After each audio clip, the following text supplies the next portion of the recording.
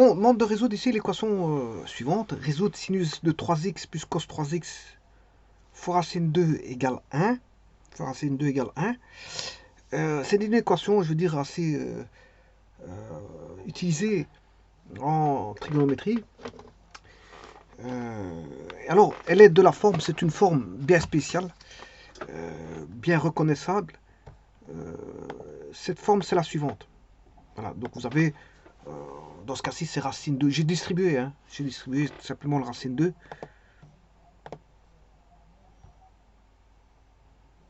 Dans l'énoncé, j'ai distribué le racine 2.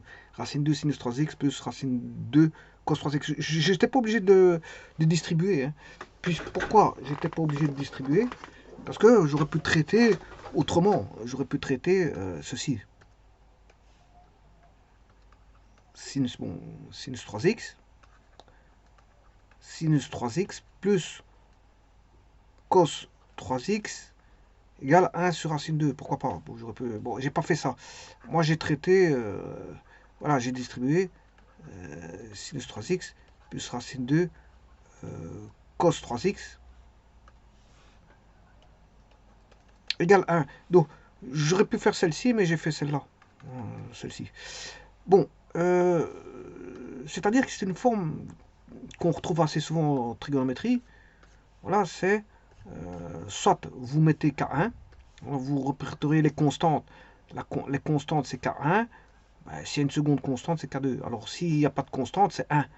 Vous aurez 1. Voilà, donc je rappelle que K1, K2 doit être différent de 0.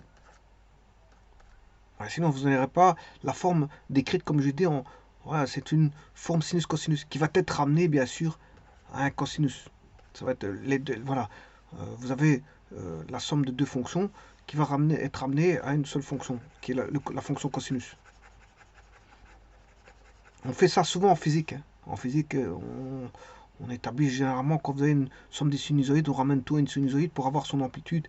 Et la, voilà, la pulsation, la fréquence, tralali, tralala. Voilà. Donc maintenant, j'aurais pu mettre M et N. Mais ça, le problème, quand je mets M et N, si je dois faire un rapport de M sur N, bon, là, un M s'écrit avec 3 ponts et un N avec 2 ponts. Bon, si je devais écrire M mal, ben, on pourrait confondre avec le N en dessous. Donc c'est pour ça que vaut mieux éviter M et N. Alors, encore une fois, ici, si vous utilisez M et N doivent être différents de 0. Alors, ceci, c'est aussi une constante. Attention à ça. Là, on a affaire à une constante. Là, on a affaire à une constante. Bon. La meilleure appellation dans tout ça, ben, c'est de représenter les constantes par A, B et C.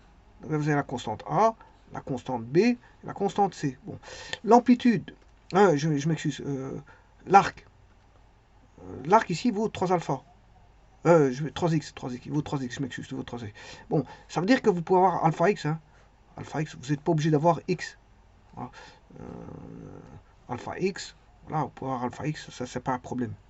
Simplement, quand vous reconnaissez que vous avez un sinus et un cosinus, avec des constantes devant qui s'additionnent, ouais, c'est une combinaison linéaire, si vous voulez, de sinus et cosinus, qui donne une constante, ben, on peut ramener tout ça à un cosinus. Bon. Alors, il y a trois méthodes pour résoudre ça. Une équation de la forme. Cette fois-ci, j'ai mis x. J'ai pas mis alpha x, mais j'ai mis x. Pour résoudre une telle équation, il y a des démarches, différentes démarches, dont trois qui sont connues et qui sont distinguées par trois méthodes différentes. Alors, la première méthode, c'est de, voilà, de poser tangente x demi égale t. Alors, vous avez une équation en t, puisqu'on sait bien que le sinus peut s'exprimer par rapport à la tangente x demi. Il y a une formule pour ça. Voilà, ici, vous aurez le sinus, c'est 1 moins t carré sur 1 plus t carré fois a. Pour le cosinus, c'est 2 fois t sur 1 plus t carré. Voilà. Et comme il y a le b, n'oubliez pas le a et le b, il suffit de remplacer tout simplement tangente x demi dans sinus et dans cosinus. Là, vous allez avoir une équation de la forme là. Bon, ça, c'est la première méthode. La seconde, c'est celle que je vais utiliser ici. La seconde méthode, ben, c'est de dire que tangente x vaut b sur a. Alors je rappelle que b étant différent de 0 et a différent de 0. Voilà, donc et à ça va venir se joindre une condition, voilà, une condition, on va dire, c'est une condition élémentaire, hein, ben voilà, une condition de faisabilité de la résolution de l'équation. Alors, si la condition, bien sûr, est réalisée, ben, on peut déterminer un arc, hein, un arc qui va vérifier l'équation que vous voyez là. Si, bien sûr, la condition est vérifiée. Bon, c'est une équation, c'est une condition fort importante à vérifier. Donc, dans ce cas-ci, il faut vérifier une équation. Et alors, la troisième méthode, c'est d'impliquer une deuxième équation. On en crée un système. Voilà, on crée un système. Donc, j'aurai un système de deux équations, deux inconnues. Voilà. La deuxième équation, ben, c'est la relation trigonométrique, la relation fondamentale de la trigonométrie qui est sinus carré x plus cos carré x égale 1. Et donc en résolvant ces deux équations, ben, on sait trouver la solution. Donc il y a trois méthodes, je veux dire, qui peuvent être voilà, utilisées. Et moi j'utiliserai la deuxième méthode, tangente phi égale b sur a. Alors bien sûr ici j'ai pas x, j'ai 3x. Mais ça ne change rien au problème.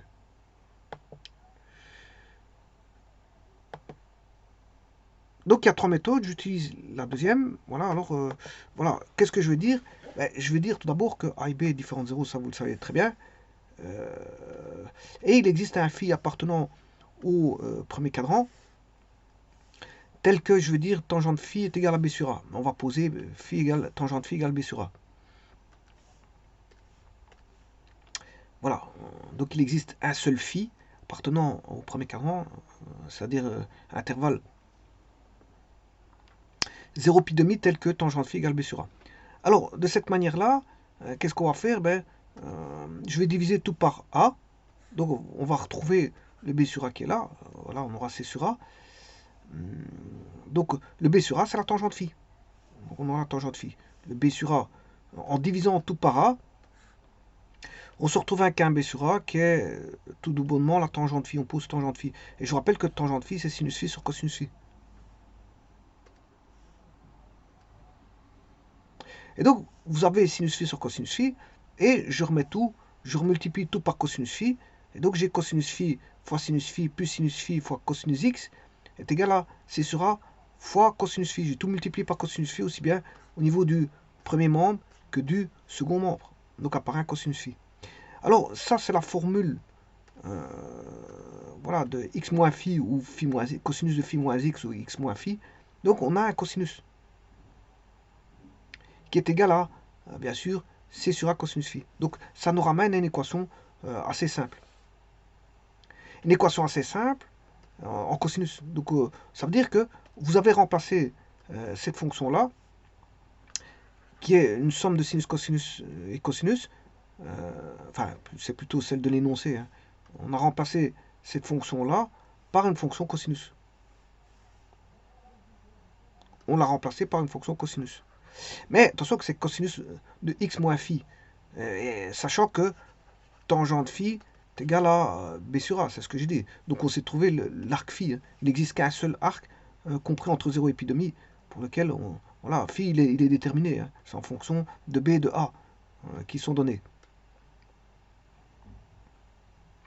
Alors, pour que le problème soit plausible, voilà, pour que l'équation soit résolvable, il faut que, bien sûr, cosinus de x moins phi soit compris entre moins 1 et 1. C'est-à-dire que, comme il est égal à c sur a cosinus phi, mais c sur a cosinus phi doit être compris entre moins 1 et 1, ce qui veut dire que, bon, la valeur absolue de c sur a cosinus phi doit être plutôt égale à 1. Et ça équivaut à dire que, voilà,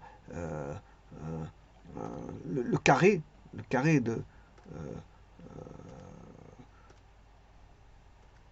de c carré sur a carré, cos carré phi, doit être plutôt égal à 1. Ce qui veut dire que c carré sur a carré doit être plutôt égal à 1 sur cos carré phi.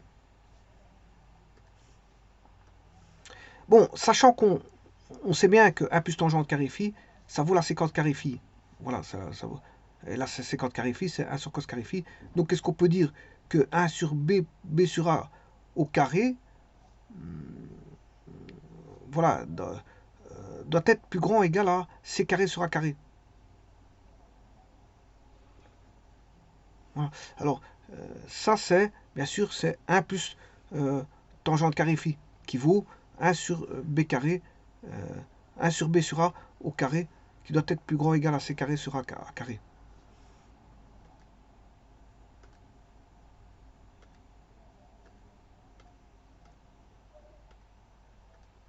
Voilà, et on a tout pour travailler, parce qu'on a 1 sur b carré sur a carré doit être plus grand ou égal à c carré sur a carré, c'est-à-dire que c carré sur a carré est plus petit que 1 sur b carré, 1 sur b sur a au carré, c'est-à-dire que c carré doit être sur a carré doit être plus petit ou égal à a carré plus b carré sur a carré, et c'est-à-dire que c carré doit être plus, ça c'est la condition de plausibilité de l'équation, hein. Elle est plausible, on peut la résoudre si on a, cette condition d'existence, hein.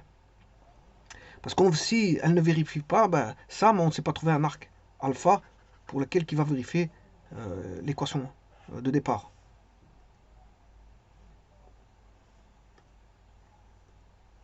Donc ceci étant dit, alors le A il est connu, simplement ici dans cette équation, ce qu'on a c'est juste qu'on a 3x à la place d'avoir x. Donc je vais remplacer cette équation là, je vais essayer d'obtenir un cosinus, mais avec la condition, pour que ce soit plausible, il faut que je vérifie cette condition là. Alors cette condition est vérifiée parce que, bon, a carré, racine carrée de 2 au carré ça fait 2, b carré, racine carrée de 2 ça fait 2, 2 plus 2 ça fait 4, alors c vaut 1, au carré ça fait 1, mais 1 est plus petit que 4, hein. Voilà, donc 1 est plus petit que 4, donc c'est possible, on peut trouver ça veut dire qu'on peut continuer. On peut continuer, donc le problème est possible. Il existe un angle pour lequel c'est possible. Bon, ben on va résoudre ça. Alors, comme je vous ai dit, il faut poser tangente phi égale b sur a. Il faut d'abord trouver le phi, qui vaut, le b vaut racine 2, le a vaut racine 2 sur 2, ça fait 1. Et je trouve le phi, puisque arctangente de phi, je rappelle que ce phi, il existe dans le premier cadran. Voilà, il existe un seul phi appartenant à l'intervalle 0 pi demi, je m'excuse, 0 pi demi, qui est le premier cadran, tel que tangente phi égale b sur a, ben c'est phi. Si tangente phi égale 1, ben phi égale pi sur 4. Phi égale pi sur 4. Donc, ce qui veut dire que je peux écrire l'équation, remplacer cette équation, voilà, par cosinus x moins phi est égal à c sur a cosinus phi. Ben c'est ce que je fais, hein. Je vais remplacer. Donc je connais le phi, il vaut pi sur 4. Donc ça me fait 3x moins pi sur 4 est égal à c sur a. C vaut 1, a il vaut racine 2, fois le cosinus de phi. Et le cosinus de phi vaut racine 2 sur 2, ce qui fait 1 demi. Et donc, ce qui veut dire, ça veut dire quoi ça? Ça veut dire que d'une équation trigonométrique, je la remplace par une autre. C'est-à-dire, bon, je vais chercher cette équation trigonométrique. Voilà. Elle est ici. Ça, c'est l'équation formalisée par un sinus et un cosinus en addition. Eh bien, les solutions de celui-ci, y égale 1, voilà, ben, sont les mêmes solutions que si je prenais 3x moins pi sur 4 égale 1 demi. Ils ont les mêmes solutions. Vous voyez qu'ils ont les mêmes solutions. Alors, les solutions, il faut juste les trouver. Ben, il suffit de résoudre cette fameuse équation en cosinus, hein. On retombe sur une équation simple en cosinus. Il faut résoudre ceci. Donc cette équation-là, elle est simple, c'est une équation simple. Cosinus 3x et moins pi sur 4 égale 1 demi. Voilà, elle est là, donc 3x égale moins pi sur 4. Alors, je vous rappelle que 1 demi, le cosinus est en 60. C'est le cosinus de 60, hein, qui vaut 1 demi, donc pi sur 3, puisque 60 c'est pi sur 3. C'est 180 divisé par 3, ça fait 60. Voilà. Donc j'aurai 3x moins pi sur 4 est égal à pi sur 3 plus de kpi. Et la deuxième, bien sûr, c'est l'angle opposé. C'est l'angle opposé qui vaut l'opposé de pi sur 3, c'est moins pi sur 3. Alors, deux cosinus sont égaux si deux arcs opposés ont même cosinus. Donc, je peux prendre les arcs. Ici, les arcs existent, hein, c'est pi sur 3. L'arc que je vous disais, c'était pi sur 3. Voilà, l'arc qui existait, c'était pi sur 3. Alors, je rappelle que ceci, c'est un petit rappel. Ceci, c'est phi. Voilà. Ceci, c'est phi. Et ça, c'est alpha. Voilà, c'est l'alpha recherché. Voilà, et on sait le trouver puisque la condition est vérifiée. La condition d'existence est vérifiée. Donc c'est une condition élémentaire. Et cette condition élémentaire, bien sûr, ça provient de C sur A, cos phi qui est plus petit ou égal à 1. C'est-à-dire que C carré sur A carré, cos carré phi qui est plus petit ou égal à 1.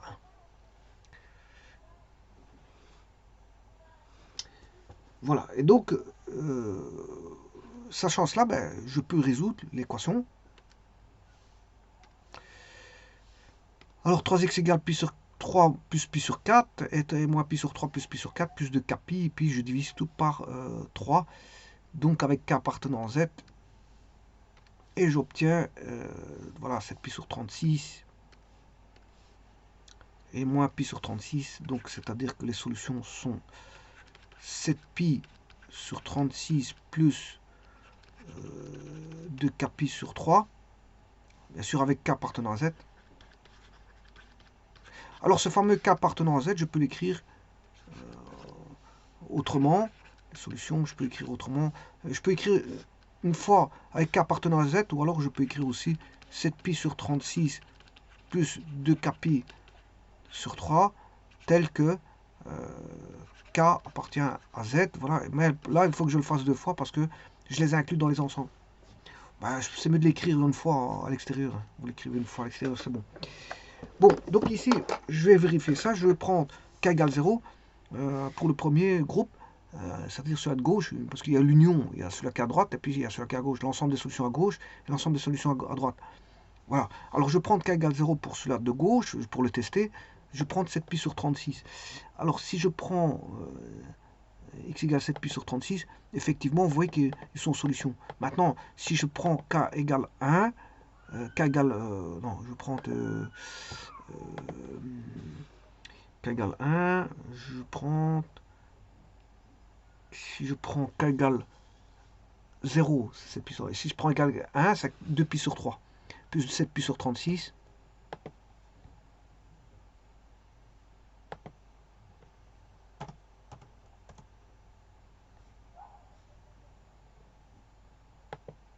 Et celui-ci, les solutions aussi. Voilà, donc j'ai pris k égale 1.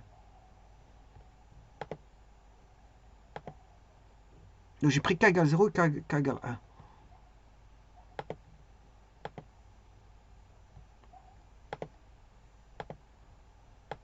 Donc maintenant, pour le second groupe, je prends k égale 0, ça fait moins pi sur 36. K égale 0, ça fait moins pi sur 36. Et donc, moins pi sur 36, vous voyez qu'ils sont bien solutions. Alors je prends k égale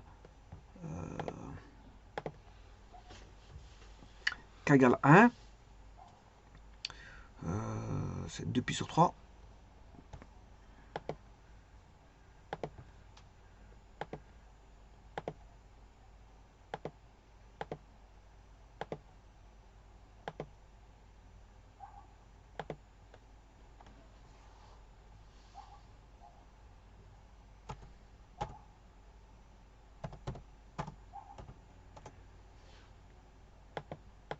Et qu'il est bien en solution. Là, on a bien les intersections. Donc, vous voyez que qu'est-ce qu'on fait dans cette équation-là? Ben, on va rechercher une équation équivalente. Une équation équivalente qui a les mêmes solutions.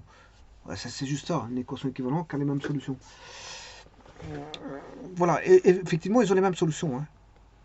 Donc, pour autant que on aura des solutions, pour autant que la condition d'existence est vérifiée. Donc, dans un genre d'équation de ce style, ben, il faut toujours vérifier. Voilà.